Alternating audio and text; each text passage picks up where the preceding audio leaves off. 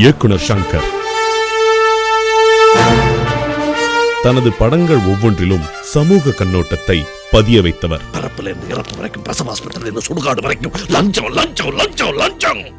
இயக்குனர் சங்கர் பற்றி நாம் அறியாத தகவல்களை அவருக்கு நெருக்கமானவர்கள் சிலர் நம்மோடு பகிர்ந்து கொண்டுள்ளனர்.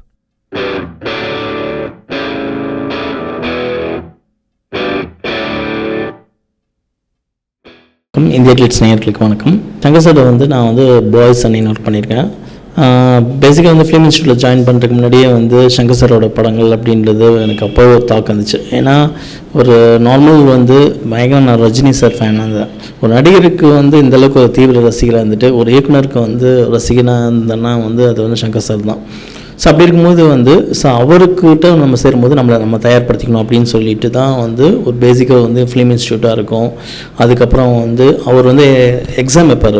எப்படின்னா டக்குன்னு இன்ஸ்டியூட் சார் அவர் சொன்னார் இவர் சொன்னார் ரெக்கமெண்டேஷனில் எதுவுமே செலக்ட் பண்ண மாட்டார்.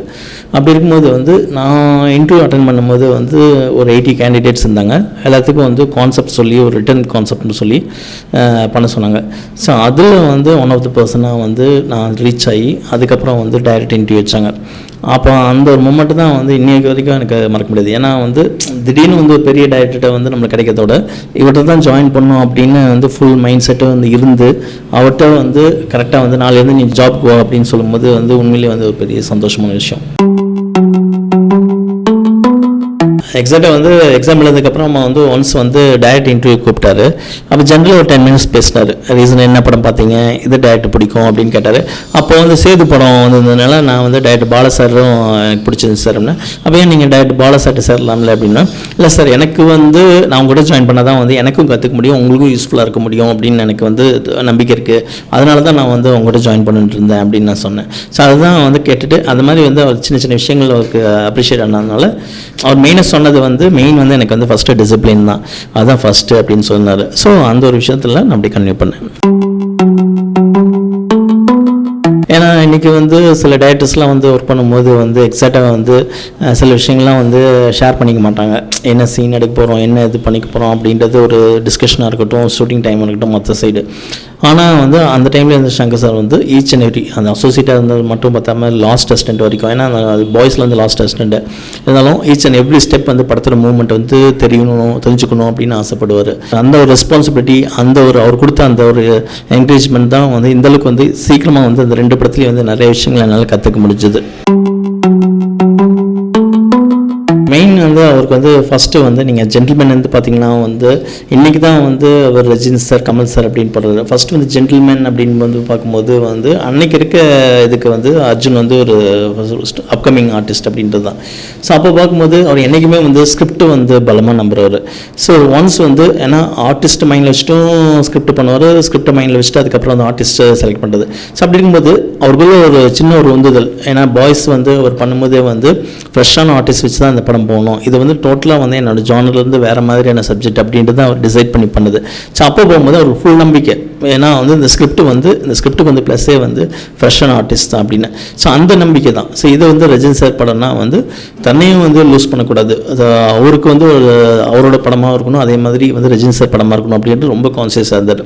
ஸோ இந்த டிஃப்ரென்ஸ் தான் நம்ம எடுத்துக்கிற என்ன சப்ஜெக்ட் என்ன படம் அப்படின்ட்டு அதுக்கு தகுந்த மாதிரி ட்ராவல் பண்ணிட்டு போகிறது தான் அவரோட ஸ்பெஷல்.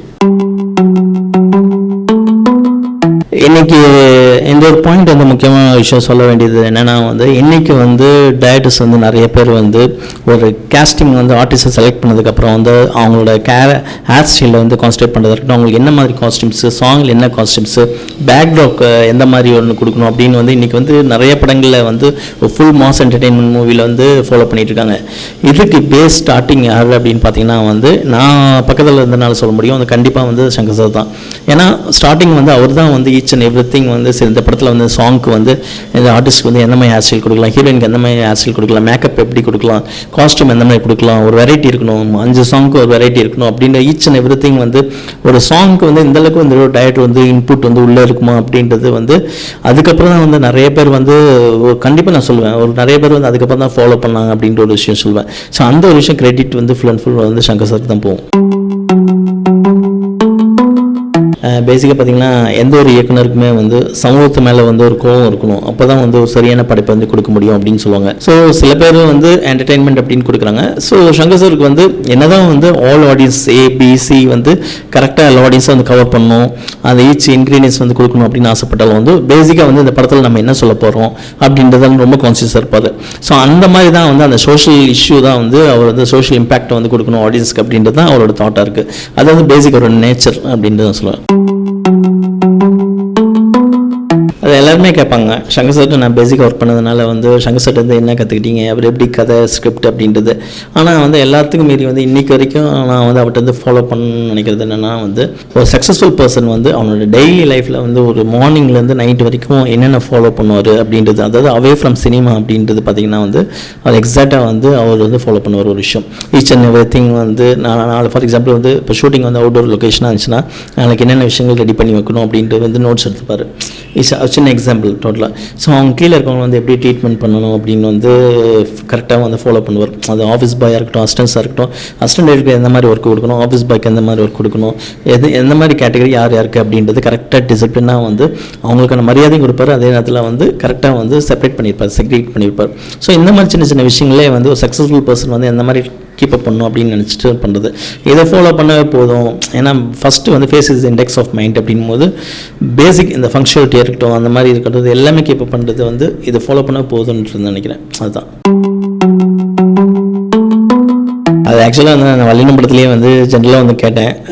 ஒரு போர்ஷனுக்கு வந்து பிகினிங் ஒரு கேரக்டர் கேட்டேன். அவர் நான்லாம் நடிச்சா நல்லா இருக்குமா அப்படின்னு கிண்டல் பண்ணார். பார்க்கலாம்டா அப்படின்னாரு. பட் என்னென்னா வந்து அவருக்குள்ளே வந்து பயங்கரமான ஹியூமர் சென்ஸ், அது நடிக்கிறதுக்கு வந்து அப்ளை பண்ணுறவோ இல்லையோ வந்து பட் செம்மையான ஹியூமர் சென்ஸ். நீங்கள் அந்த சிவாஜி அந்த படத்தில் வந்து அந்த மெயின் வந்து அந்த பழகம் வந்தோம் அந்த அப்படின்ற அந்த சீக்வன்ஸ் எல்லாமே வந்து ஈச் அண்ட் எவ்ரி திங் வந்து அவர் நடிச்சே காட்டுவார்.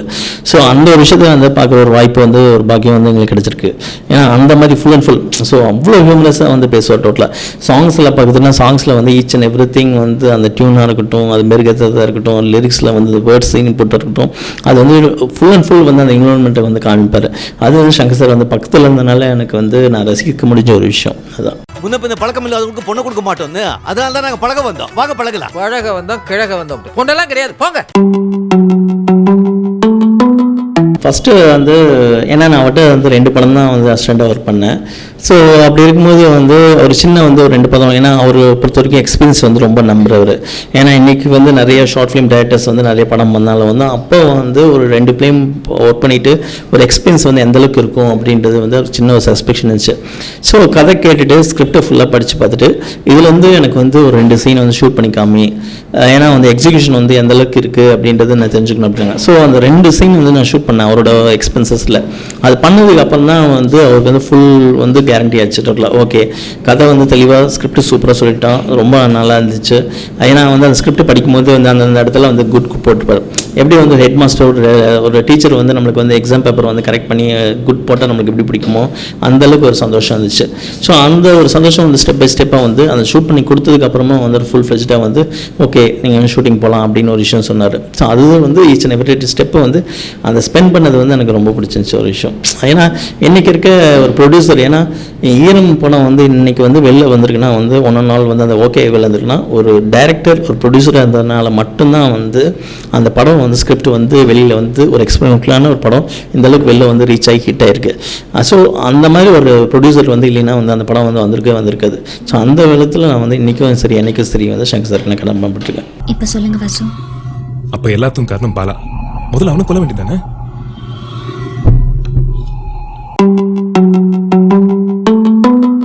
என்னென்னா நான் பேசிக்காக ஒரு மிடில் கிளாஸ் அப்படின்றதுனால எனக்கு அந்த ஜென்டில்மேன் இந்தியன் பார்க்கும்போது வந்து ஒரு மிடில் கிளாஸோட யதார்த்தமான சில உண்மைகளில் அந்த ஏக்கம் ஆதங்கம் இது எல்லாத்தையுமே வந்து கொண்டு வரும்போது வந்து எனக்கு சினிமாவுக்கு வந்து ரொம்ப புதுசாக இருந்துச்சு. ஸோ சினிமான்றது நம்ம வேறு ஒரு கேட்டகரி ஒரு என்டர்டெயின்மெண்ட்டாக வேறு வந்து பார்க்காத ஒரு ஏரியா வந்து சொன்ன மாதிரி இருந்துச்சு. ஆனால் ஃபஸ்ட்டு வந்து அந்த ஏழை பணக்காரன் இதெல்லாம் இல்லாமல் நடுவில் வந்து ஒரு மிடில் கிளாஸோட அவங்களோட ஏக்கங்கள் என்ன, அவங்களோட ஆதங்கம் என்ன, அவங்களோட தாக்கம் என்ன அப்படின்றத வந்து எக்ஸாக்டாக வந்து ஃபார் எக்ஸாம்பிள் நீங்களே பார்த்துருப்பீங்க அந்த ஆர்டிஓ ஆஃபீஸாக இருக்கட்டும், லைசன்ஸாக இருக்கட்டும், அந்த லஞ்சமாக இருக்கட்டும், சின்ன சின்ன விஷயங்கள் நம்மளோட அன்றாட வாழ்க்கையில் நம்ம ஃபேஸ் பண்ணுற ஒரு ப்ராப்ளத்தை வந்து ஃபோக்கஸ் பண்ணி சொன்ன அந்த விஷயம், அந்த மெத்தடு அதை வந்து இன்ட்ரெஸ்டிங்காக சுவாரஸ்யமாக ட்ரையாக சொல்லாமல் இன்ட்ரெஸ்டிங்காக சுவாரஸ்யமாக சொன்ன அந்த இதுதான் வந்து மெயின் எனக்கு தாக்கம் வந்துச்சு. பரப்புல இருந்து இறப்பு வரைக்கும், பிரசவாஸ்பத்திரியில இருந்து சுடுகாடு வரைக்கும் லஞ்சம் லஞ்சம் லஞ்சம் லஞ்சம்.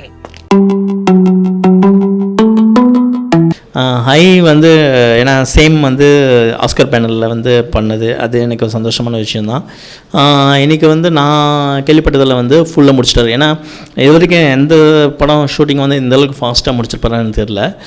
எனக்கு கேள்விப்பட்டு நான் ஒரே ஒரு சாங் பேலன்ஸ் அப்படின்னு வந்து நடுவில் வந்து 2-3 தடவை பேசினப்போ வந்து ஒரே ஒரு சாங் பேலன்ஸ் அப்படின்னு நான் கேள்விப்பட்டேன். ஸோ அந்த எக்ஸ்பெக்டேஷன் வந்து இவ்வளோ வருஷம் கிராஸ் பண்ணாலும் சரி, நீங்கள் யங்ஸ்டர்ஸ் நிறைய பேர் வந்துட்டாங்க.